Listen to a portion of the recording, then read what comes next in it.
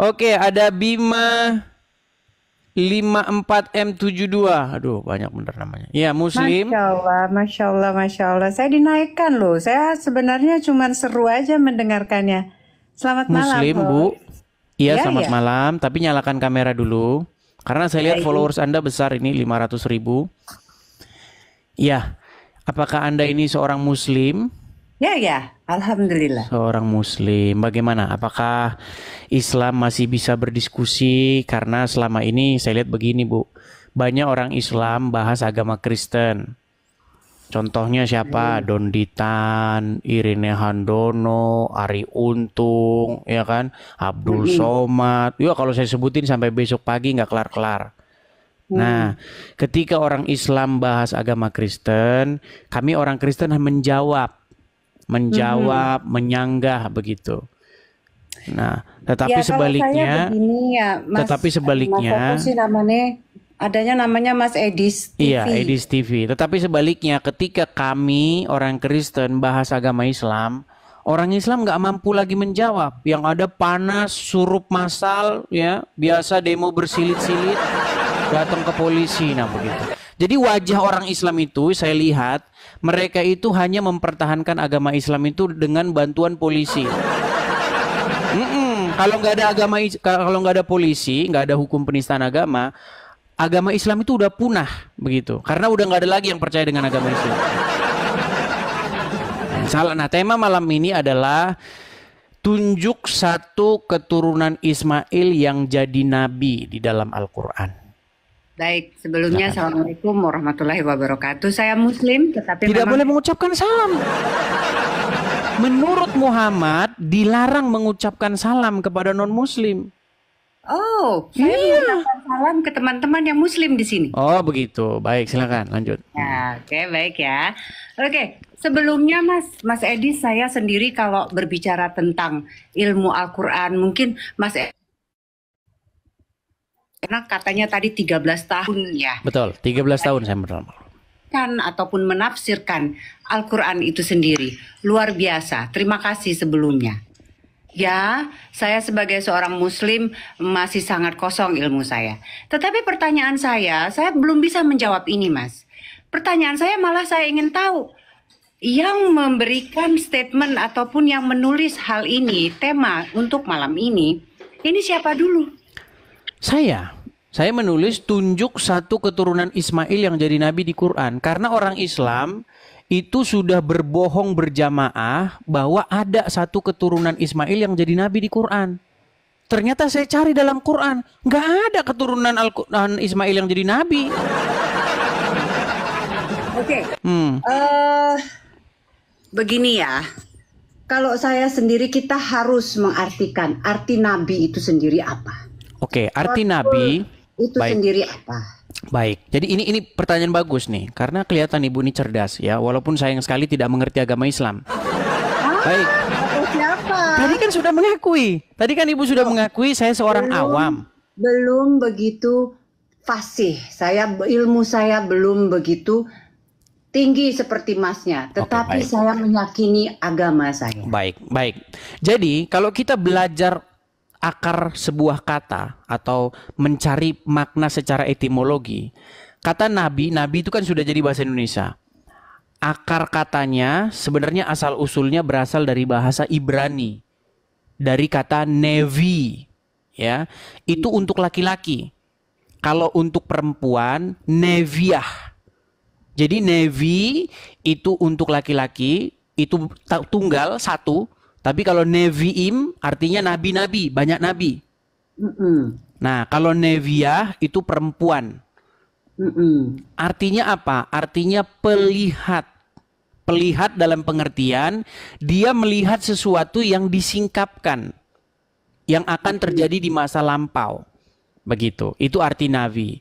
Nah, agama Islam itu mengambil kosakata nabi itu, tapi sayang sekali tidak mengerti artinya. Nah, makanya sekarang ketika kita cari akar kata nabi di dalam agama Islam itu artinya berasal dari kata an-naba yang artinya dari tempat tinggi. Hmm. Dari Dari tempat. tempat tinggi, Iya. berarti itu Itu adalah menurut menurut definisi agama Islam. Tapi ya seperti biasa ngarang bebas. Iya. Gitu, Mas. Jadi dalam pengertiannya nabi ataupun rasul itu adalah penyampai pesan, penyampai berita. Ya, nah dari kata mana yang Mas tadi sebutkan itu bisa refer dari berbagai macam bahasa. Tetapi yang kita believe, yang kita percaya bahwasanya Rasul ataupun Nabi itu adalah penyampai pesan. Nah, kalau kembali lagi ke topik ataupun subjek yang Mas tulis malam ini, Tuhan menginginkan siapapun yang Dia tunjuk untuk menyampaikan pesan. Betul, tetapi kita kan punya dasar kan? Artinya begini, ini kan peristiwa-peristiwa yang sudah terjadi di masa lampau nih Bu, betul? Nah, kita sama-sama, keyakinan kita sama, Tuhan menunjuk siapapun yang Dia tunjuk untuk menyampaikan pesannya. Nah, sebelum kita lebih jauh, karena nanti kalau kita bahas pesannya itu beda. Pesan Muhammad dengan pesan para rasul di dalam Taurat, di dalam Injil itu berbeda 180 derajat. Bagaimana Mas bisa berkata seperti itu? Secara di dalam Al-Quran sendiri, kami mengimani bahwasanya ada kitab-kitab selain dari Al-Quran sebelum Al-Quran. Nah, ini yang jadi masalah. Begini, ketika saya membaca Al-Quran, Bu, ya, yang saya lihat di dalam Al-Quran disuruh beriman kepada kitab-kitab sebelumnya. Ya. Disuruh beriman kepada Injil, disuruh beriman kepada Taurat. Tetapi yang jadi masalah besar adalah di rumah orang Islam sekarang tidak ada dua kitab itu. Tidak ada kitab Taurat dan tidak ada kitab Injil. Yang ada adalah kitab-kitab yang datang sesudah Al-Quran. Kitab yang mengatakan bahwa di surga ada pesta, mohon maaf nih, pesta SEX. Ya kan? Ya, mungkin Ibu sebagai muslim belum pernah mendengar itu. Mas yang sendiri dapat referensi itu dari mana dulu? Loh, begini, baik. Sebelum ini ya, kita bicara fakta yang nyata. Begini, saya ini punya banyak teman muslim dan saya sering sekali zaman tahun 2014 sebelum ada TikTok, saya itu datang ke rumah-rumah muslim. Nah, ketika saya datang ke rumah-rumah muslim, tidak pernah saya jumpai di rumahnya itu ada Injil ataupun Taurat. Tetapi yang ada di rumahnya itu kitab-kitab fikih, kitab-kitab hadis, kitab karangan ulama A, ulama B, ulama C. Padahal Al-Quran memerintahkan untuk beriman kepada yang sebelum Al-Quran. Begini Mas, kalau begitu yang salah itu bukan orang Islamnya yang rumah yang Mas datangin, yang salahnya itu Mas. Kenapa kita masuk ke rumah yang orang Muslim yang seperti itu, yang kurang ilmunya? Harusnya Mas dari referensi ataupun keingintahuannya Mas, harusnya Mas masuk ke rumah-rumah orang Muslim atau Muslimah yang mempunyai pengetahuan yang lebih tinggi supaya Mas bisa berdiskusi, bisa berdebat dengan baik gitu loh, dengan memuaskan. Baik, begini Bu, begini. Ibu kan seorang muslimah ya? Yo. Oke, sekarang saya mau tanya dengan jujur, apakah di rumah Ibu ada Taurat ataupun Injil?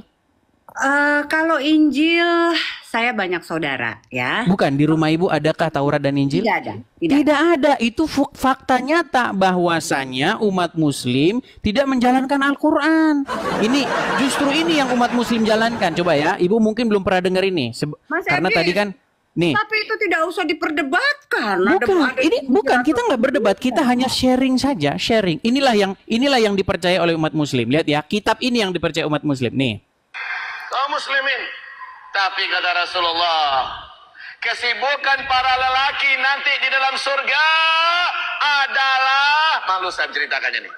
Mas Edis, mau terus?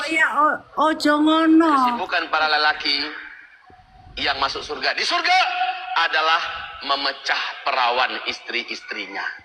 Stop Mas Edis. Perawan terus. Yang kayak gitu. Malam pertama dapatkan perawan istri, selesai dia perawan lagi. Gitu. Ini kitabnya, nama kitabnya. Nama kitabnya. No, itu bukan kitab, tidak ada.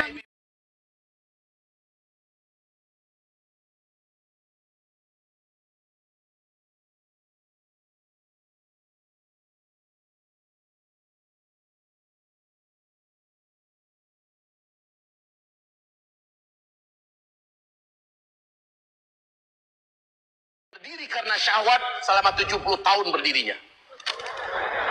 Yes. Nah, makanya di dalam rumah orang Islam yang ada kitab tadi, Tamasya ke Surga, kitab Syekh ini, kitab Syekh itu. Coba di rumah umat Muslim ada Taurat dan Injil. Pasti umat Muslim tidak seperti yang tadi itu. Mas Edi, sepertinya saya salah ya. Saya salah masuk ke room karena the way saya untuk berdebat, mencari sesama sharing dan inspirasi ya dalam perdebatan yang membuahkan hasil yang baik itu, referensi saya bukan dengan ustadz-ustadz yang membicarakan hal-hal yang sangat fisik manusiawi kayak gitu. Ya, ini kan sangat fisik ya bentuknya ya dari yang tadi dimainkan ya recordingnya ya. Ya, itu sangat fisik dan tidak ada namanya di surga itu kita bermain fisik lagi. Kita sudah menjadi ruh pada saat kita di surga. Salah, Bu. Mau saya tunjukkan dasarnya dalam Al-Quran? Tidak. Mau saya tunjukkan dasarnya? Jadi pada saat kita sudah di surga, kita sudah bukan lagi berbentuk fisik. Sudah tidak ada jasad kita. Kita Kristen. kembali lagi ke ruh. Itu paham Kristen, Bu. Loh, itu paham saya Muslim. Saya Di dalam percaya- Islam bukan itu. Baik, saya tunjukkan ayatnya. Itu ada di dalam Quran, surat nih. Ini nama suratnya ya. Di dalam Quran tertulis nih, dalam surat An-Naba. Ini surat An-Naba ya.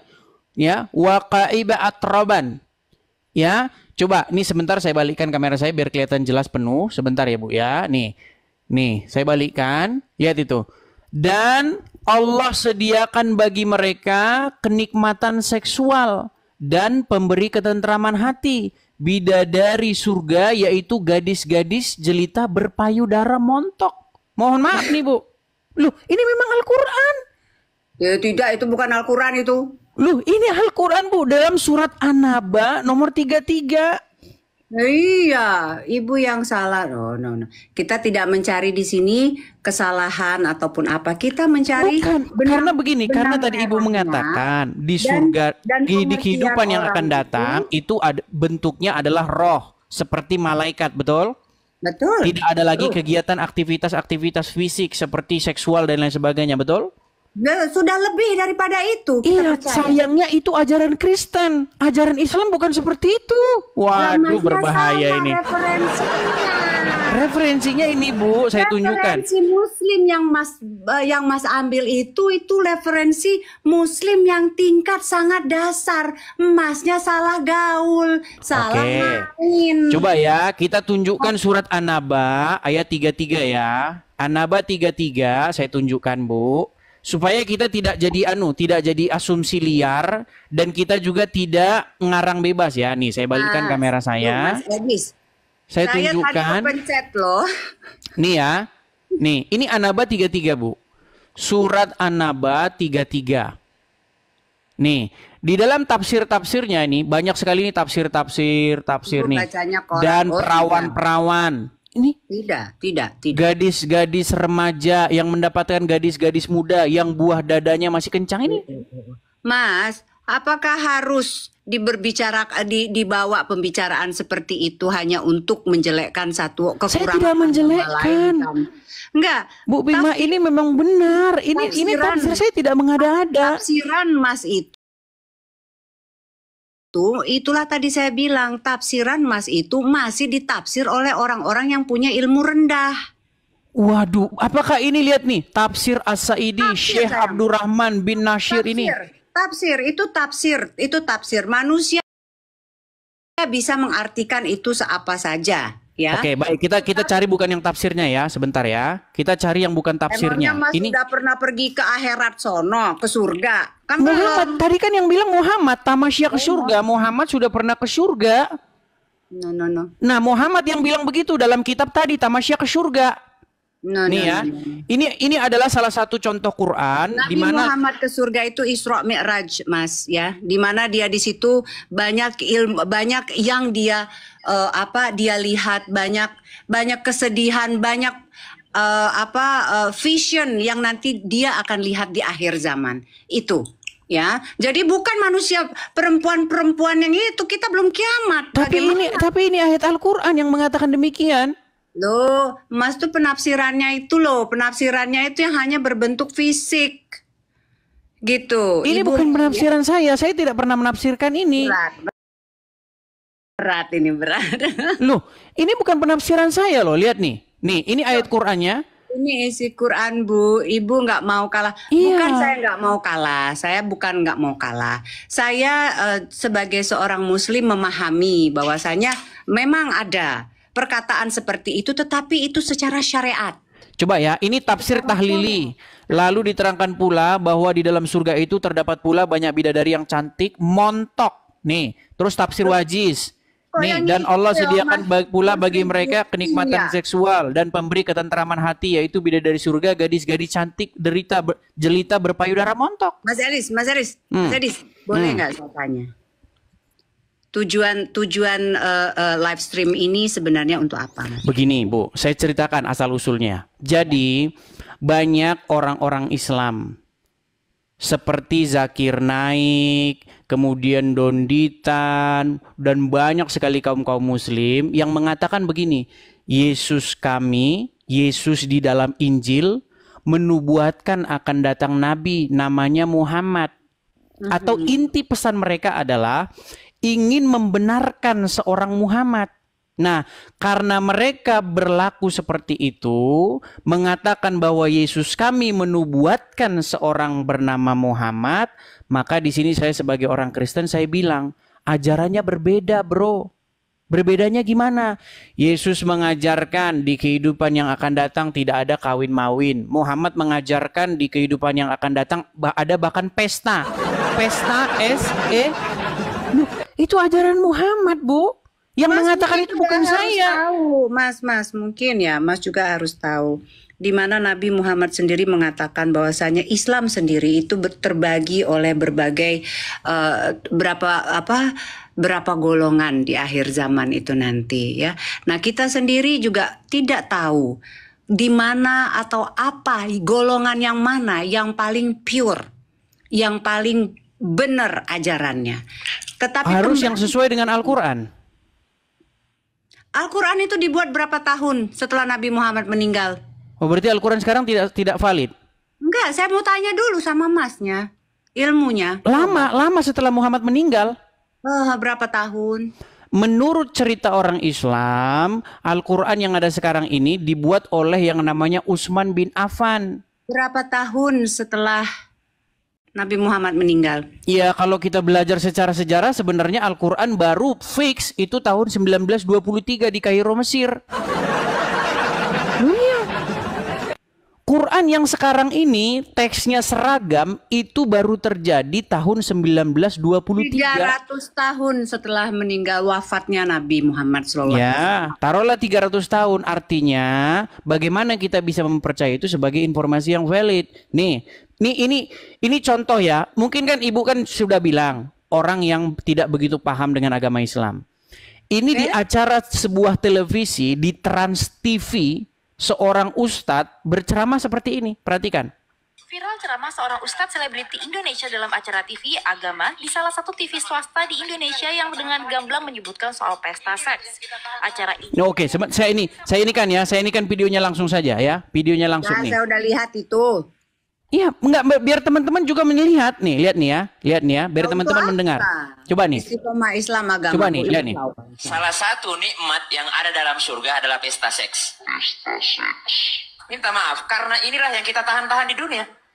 Inilah yang kita tahan-tahan di dunia. Dan kenikmatan terbesar yang diberikan Allah Subhanahu wa Ta'ala di surga adalah pesta seks.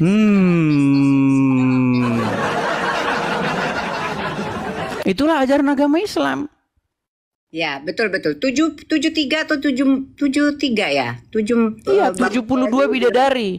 Itulah kenapa banyak jihadis. Ngapain ngomongin bidadari nanti? Di dunia aja udah banyak bidadari. Nah, itulah makanya saya bilang ajaran Islam, Bu. Nah, menurut Muhammad, wanita-wanita kebanyakan masuk neraka, penghuni neraka. Makanya gimana? Kita santai aja di sini. Iya, santai saja. Maksudnya begini, kalau umat Islam mengatakan bahwa Yesus kami menubuatkan Muhammad, Maka kami sebagai Kristen, kami umat Kristen akan menjawab, nggak mungkin Yesus kami menubuatkan orang seperti Muhammad. Karena ajarannya soal, saya malu ngomong kayak begitu di hadapan ibu, ajarannya soal SEX. Mas Edis. Ini kalau saya ya, kalau saya sangat paham dan saya tidak tahu kalau ini bisa diterima ataupun tidak. Kalau saya, keimanan itu berasal dari ruh yang suci. Ya. Sedangkan agama itu adalah sebagai petunjuk kita bagaimana kita itu masuk ke dalam jalur yang benar. Bagaimana cara kita berterima kasih, bersyukur, memuji Tuhan kita. Menunjukkan rasa terima kasih kita kepada Tuhan. Tapi itu mustahil dicapai kalau seseorang itu percaya agama Islam. Loh, kenapa tidak? Karena begini, tidak mungkin seseorang itu menjadi baik, tapi di detik yang sama dia percaya agama Islam. Mas, terkadang gini Mas Edis, terkadang gini, keyakinan itu tidak membutuhkan suatu akal logika yang terlalu berlebihan. Tapi begini, begini. Yakin saja. Begini. Kita yakin suami, jangan jauh-jauh deh ke Tuhan. Kita yakin suami kita setia, yakin. Oke, sekarang masalahnya begini. Islam itu bukan yang keluar dari mulut saya, bukan yang keluar dari mulut ibu, tapi Islam itu adalah apa yang diajarkan oleh Muhammad, betul? Mas, Nabi Muhammad itu adalah panutan. Iya, Islam adalah apa yang diajarkan oleh Muhammad, betul? Apapun yang dilihat, yang dia lakukan. Nah, yang dia lakukan ini kan dilihat dari berbagai macam pandangan. Penglihatan orang yang berbagai macam ya pada saat itu. Bisa saja mereka mentafsirkan lain. Bisa saja pengertian dari satu orang dan satu orangnya lain, dari para sahabatnya itu pun lain gitu loh. Baik. Ya? Kalau ini kira-kira bagaimana? Apakah kita di sini masih berlainan di sini? Ini adalah ajaran agama Islam nih. Makanya saya tadi bilang, mustahil seseorang itu menjadi orang baik tapi di detik yang sama dia Islam. Itu statement saya. Itu statement saya. Kalaupun ada, saya percaya banyak orang yang KTP-nya tertulis Islam tapi dia baik. Teman-teman saya, keluarga saya di KTP-nya Islam tapi dia orang baik. Karena apa? Karena dia tidak menjalankan ajaran agama Islam. Seandainya dia menjalankan agama Islam, dia akan jadi orang jahat. Nih, saya tunjukkan. Bagaimana jika orang Islam menjalankan ajaran agama Islam? Nih, saya balikkan ya. Perhatikan. Nih, saya tunjukkan. Perhatikan. Sebentar, agak sedikit blur. Nih, ini hadis, nomor hadisnya ini. Ya, dari Abu Hurairah radhiyallahu anhu, Rasulullah SAW bersabda, janganlah kalian memulai salam kepada Yahudi dan Nasrani. Apabila kalian bertemu dengan salah satu dari mereka di jalan, maka desaklah ia ke jalan yang sempit. Ini ajaran Islam. Kalau ketemu dengan orang Yahudi, orang Nasrani di jalan, desak mereka, persempitlah jalan mereka. Makanya saya tidak heran kalau ada orang Kristen di jalan, ada orang Islam pasti dibubarin ibadahnya. Makanya saya bilang, ini ajaran orang Islam. Makanya saya bilang mustahil seseorang menjadi Islam di detik yang sama dia jadi orang baik. Nggak pernah disuruh gitu, nggak pernah. Oke, ini hadis siapa?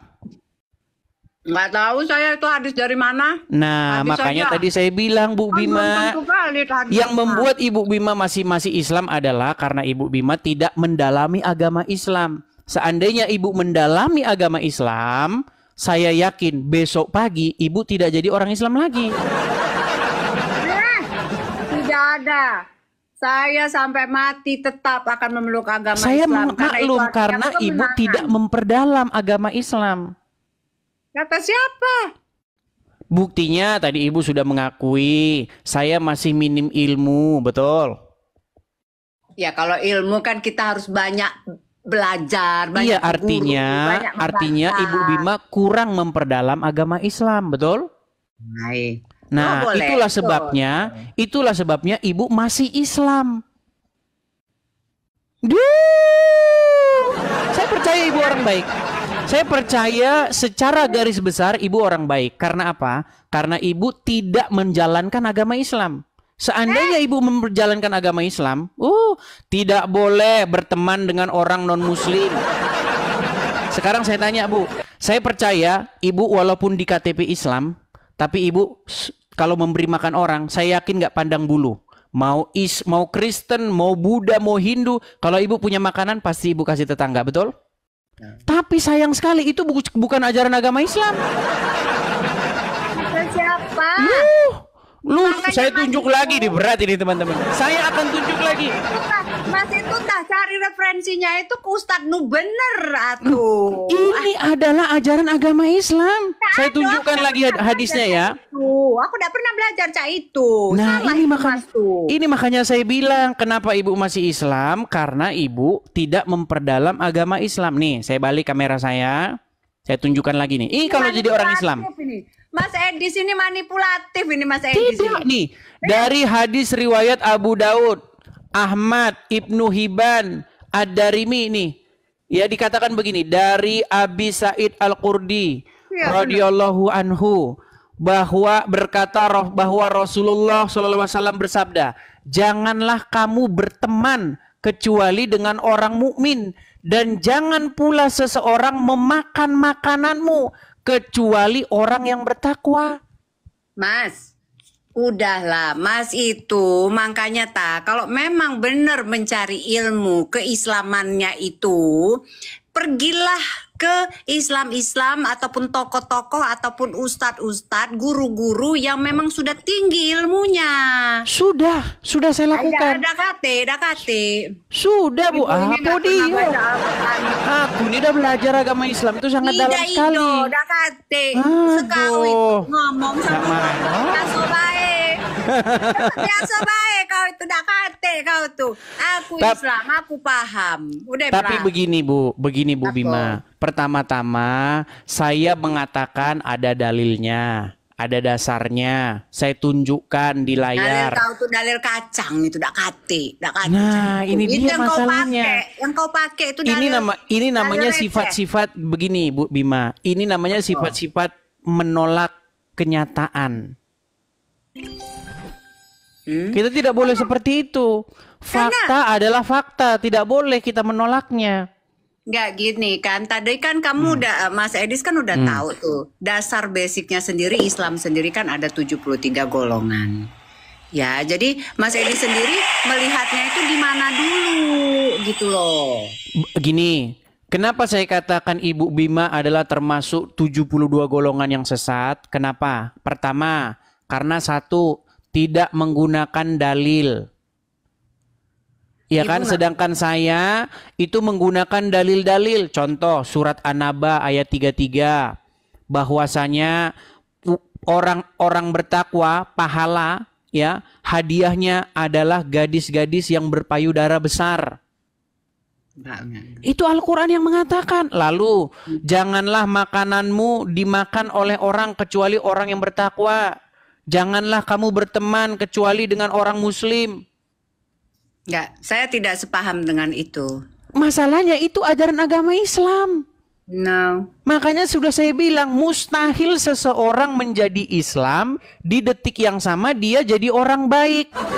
Kalaupun ada orang Islam yang baik, itu karena dia tidak menerapkan ajaran agama Islam.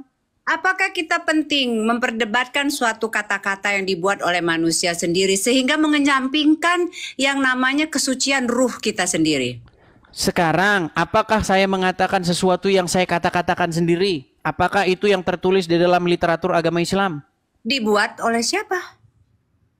Bukankah Anda... Oke, sekarang saya tanya. Ibu percaya nggak bahwa Al-Quran itu firman Allah? Saya percaya Al-Quran. Tetapi kalau yang tertulis di dalam An-Naba 33 tadi apa? Nah, itulah makanya ditafsirkannya itu dari berbagai macam perspektif, Mas. Ini tidak penafsiran. Waqaiba atroban. Artinya adalah gadis-gadis yang berpayudara menonjol. Mas Edis itu terlalu cetek pemahaman tafsiran dari Al-Quran itu sendiri.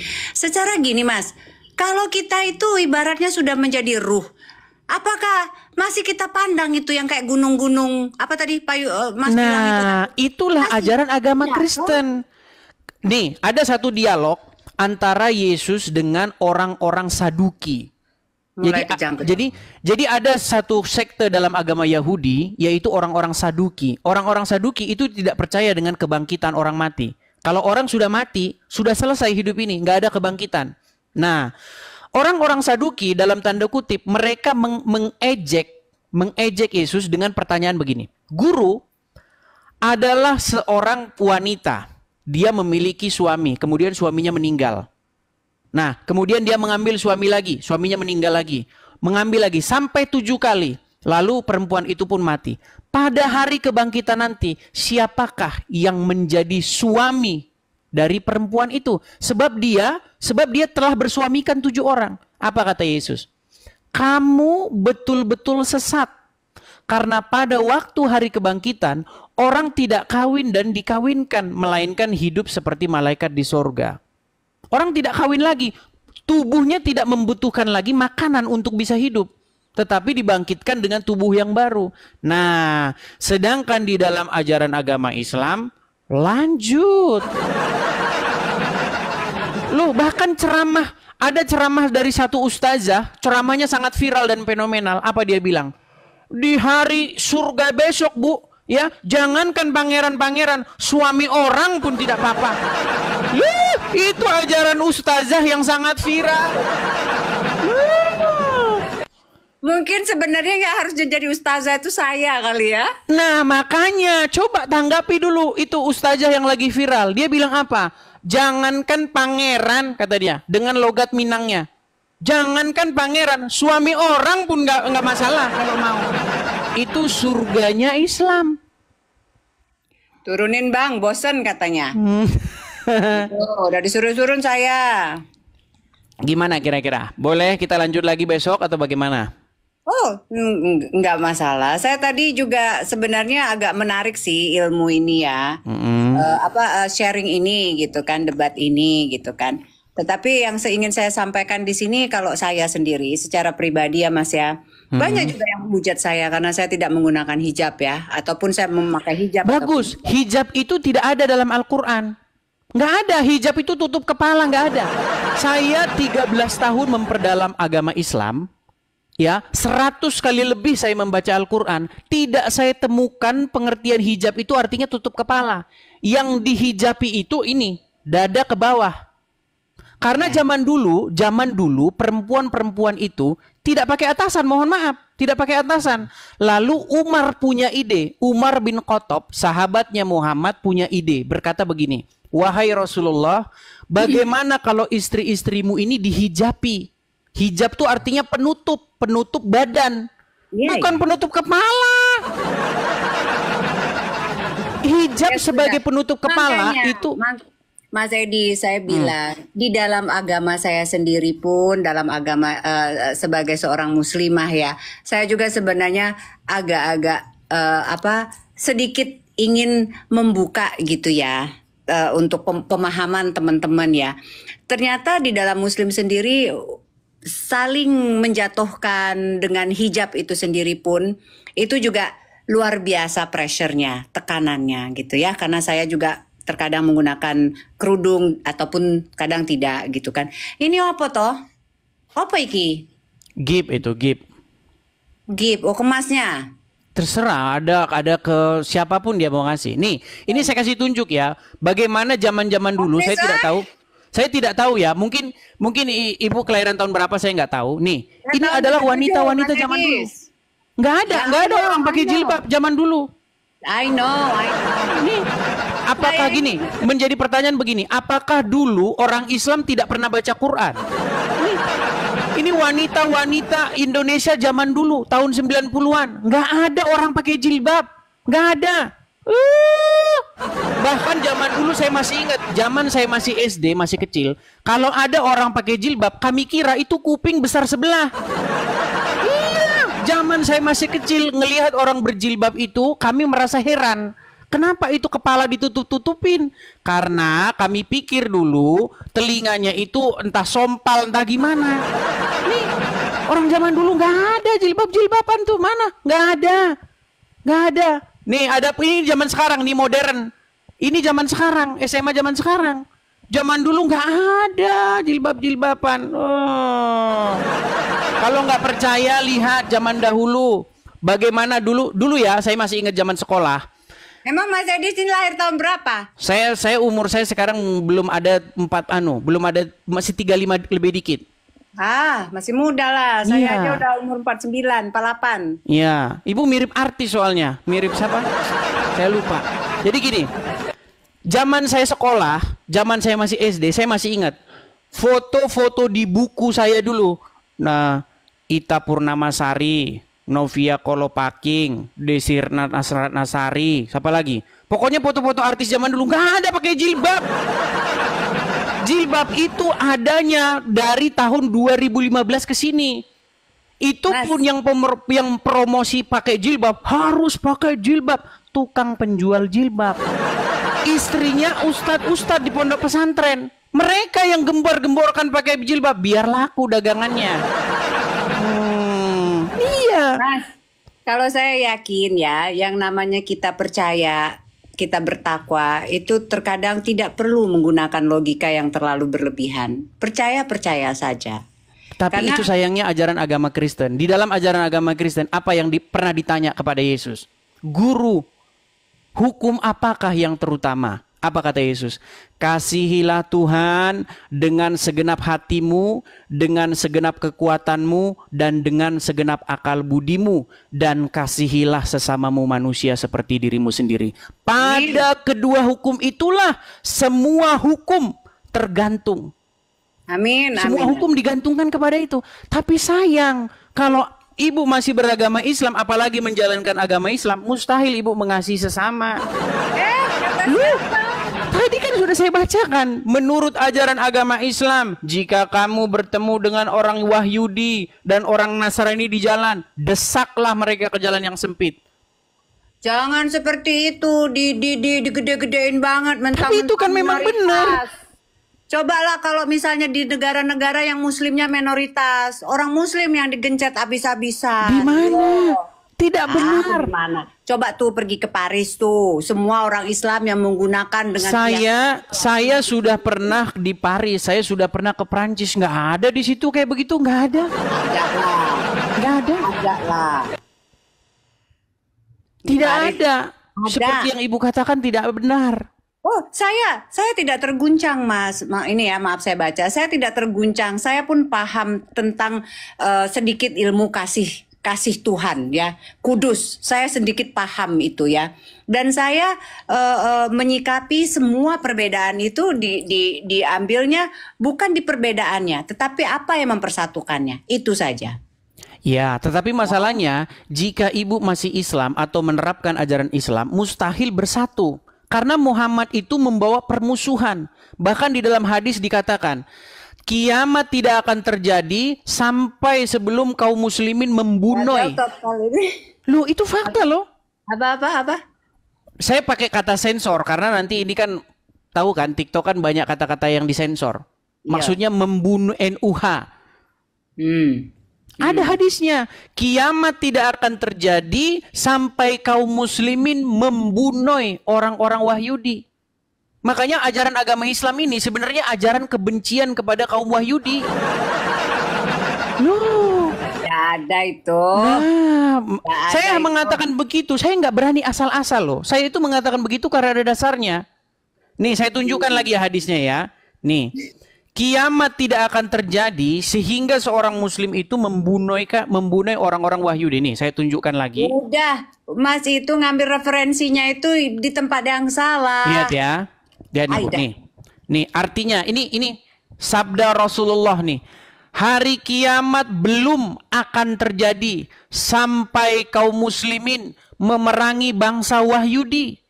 Mereka diserang oleh kaum muslimin hingga bersembunyi di balik batu dan pohon. Namun batu maupun tumbuhan itu berkata, "Wahai kaum muslimin, wahai hamba Allah, di belakangku ada Wahyudi, kemari dan bunuhlah dia, kecuali pohon gorgot." Nih, jelas. kecuali pohon Gorot karena mereka adalah pohonnya Wahyudi. Itu Makanya maksudnya banyak dari mana? orang-orang muslim Dari yang mana? sangat merindukan yaumil akhir. Mereka akhirnya apa? Dibunuh orang-orang Wahyudi. Ajaran kebencian, Bu. Ini kok pada sibuk banget ngomongin 27K. Ini kenapa? Karena saya ada di sini jadi 27K gitu. Tidak juga, tidak juga. Mereka menonton ketika diskusinya lawan muslimnya itu tidak suka kejang-kejang begitu. Baik, Oh gitu. seperti Ibu. Ketika Ibu bicara fakta seperti ini ya, sopan ya, berargumen, tidak mencak-mencak, tidak marah-marah. Ini menjadi percakapan yang berbobot, berisi. Oh begitu. Gitu loh.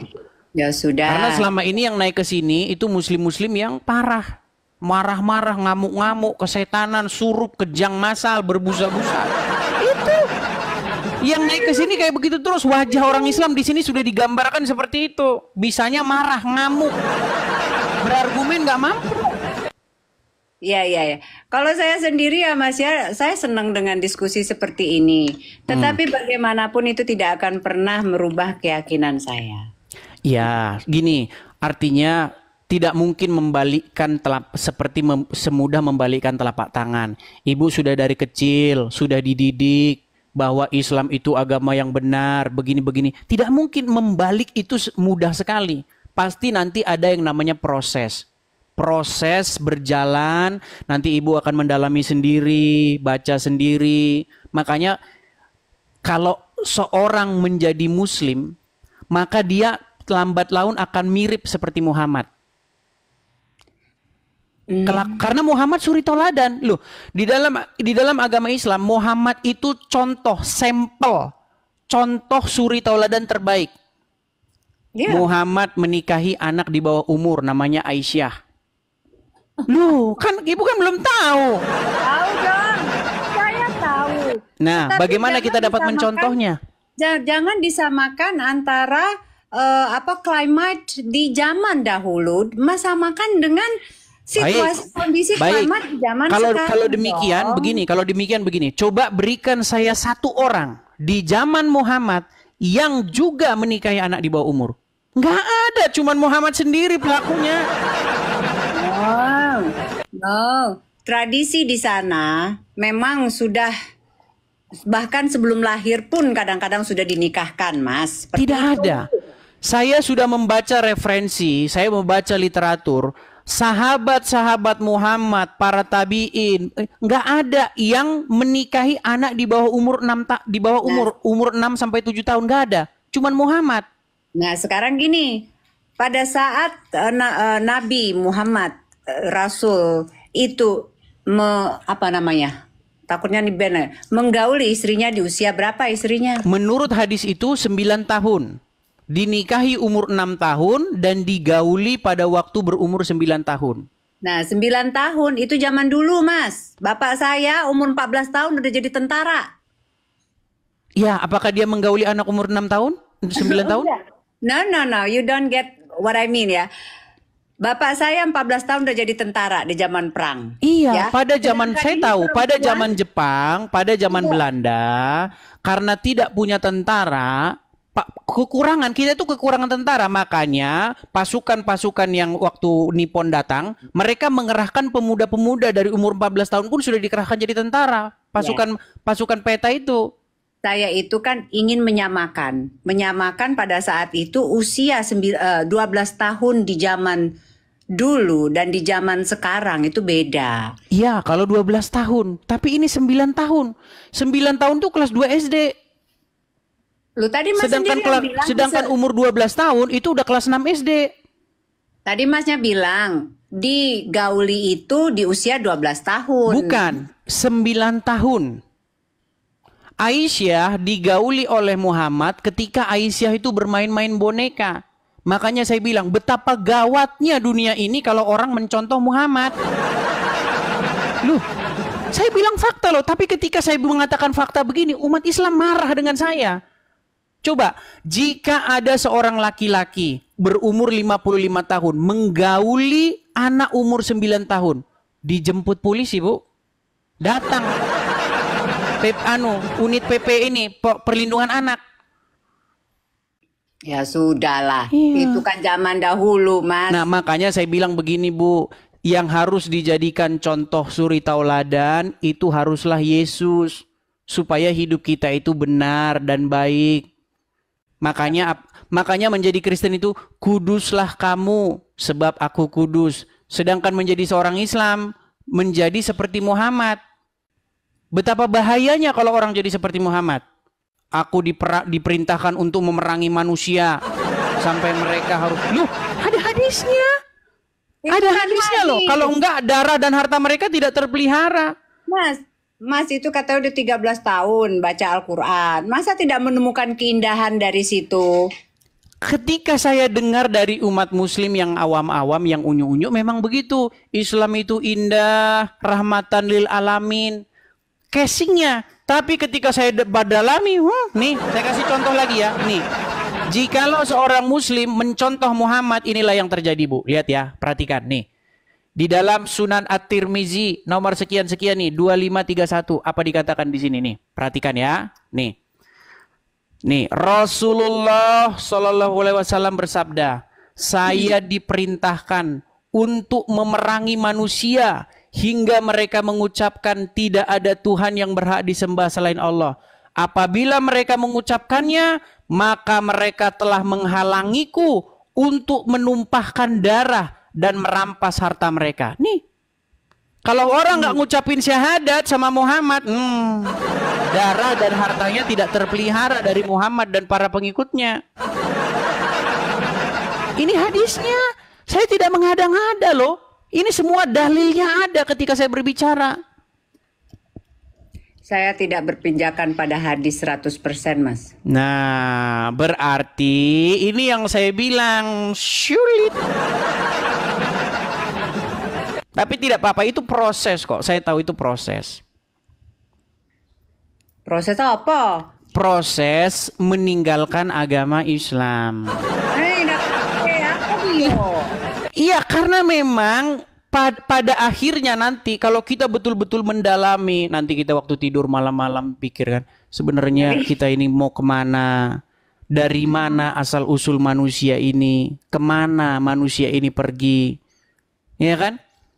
Ya, kalau saya sih punya keyakinan bahwasanya saya ini dari ruh itu adalah dari Tuhan dan akan kembali ke Tuhan.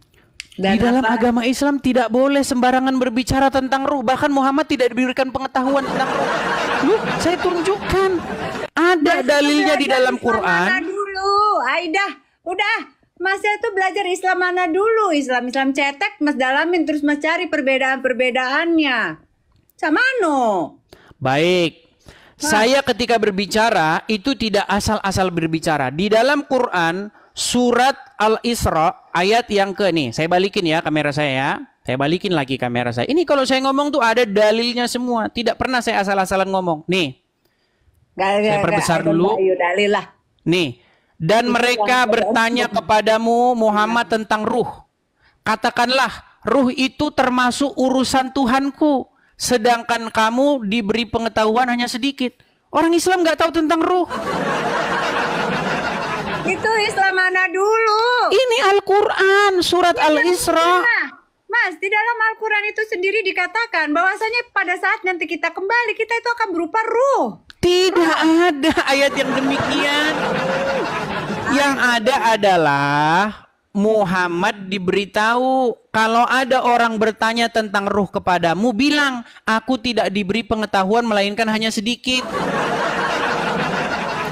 Nah terus manusia itu menurut Mas punya nyawa itu apa? Nah, di dalam ajaran agama Islam tidak diajarkan seperti itu. Yang ada itu di dalam ajaran agama Kristen. Aduh. Nggak ada, aduh. Tapi kita jadi kejauhan ini bahasan kita ini. Tapi intinya masa sih? Gimana? Nyarinya itu, referensinya itu di tempat yang benar, jangan di tempat yang cuman cetek-cetek gitu ilmunya. Oke, di mana saya harus memperdalam agama Islam? Abdul Somad sudah saya undang datang kemari. Pak Abdul Somad, jangan biarkan umat Muslim setiap hari di sini menjadi menjadi samsak hidup. Pak Ustadz Adi Hidayat, tolong datang kemari, ayo diskusi dengan saya, naik ke komal saya, datang ke sini cukup dengan memencet tombol di HP Anda. Anda sudah datang ke sini, tidak perlu repot-repot. Saya tahu Abdul Somad nggak soalnya ke Singapura aja dia ditolak. Abdul Somad tuh ke Singapura aja dia ditolak, tidak diterima. Masih cari misalnya apa namanya kajian-kajian yang sudah lebih tinggi kali ya ilmunya itu di makrifat, kajian makrifat dan lain sebagainya. Jadi bukan hanya sekedar syariatnya aja yang kita baca, yang kita ikutin, repot. Justru kalau kita mengikuti makrifat Islam yang golongan Islam Sufi, nih saya akan tunjukkan apa kata orang-orang Islam. Nih sebentar ya, sebentar. Nih ini kata orang Islam nih. Ketika kita memperdalam agama Islam, lihat, saya tunjukkan lagi ajaran agama Islam kalau orang-orang sudah memperdalam agama Islam ya. Sabar sebentar. Nih, saya tunjukkan. Ini adalah ajaran orang-orang Islam yang sudah memperdalam agama Islam. Saya tunjukkan ya. Nih, bagaimana umat Muslim ketika sudah memperdalam agama Islam. Dia akan mengatakan bahwa Muhammad itu adalah Allah. Iya, Muhammad itu adalah Allah. Oh ya? Iya. Sebentar ya.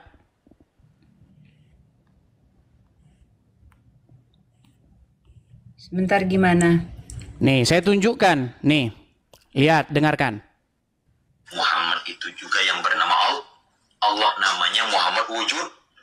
Jelas? Ya. Bukan Muhammad jadi Allah. Allah itu cuma nama. Wujudnya itu adalah Muhammad. Rupanya Jadi insan itu sebenarnya Muhammad. Muhammad itu sebenarnya wujud Allah. Wujud Allah. Asad. Ini asad 3 in 1. Jangan bahasa keluarnya nih. Mas Edis. Oke. Terima kasih banget. Sama-sama, Bu. Apa itu namanya? Sudah tadi mengaccept ya. Dan ya semoga gini deh Mas Edis, kalau boleh saya titip, lebih baik kita mengedepankan kesamaan, jangan Seharusnya itu yang saya ingini, supaya Islam bahas agama Islamnya, Kristen bahas agama Kristennya. Tapi yang terjadi orang Islam bahas agama Kristen terus. Ya. Oke. Semangat ya. Oke Mas Edis. Terima kasih Bu Bima. Selamat malam. Selamat malam.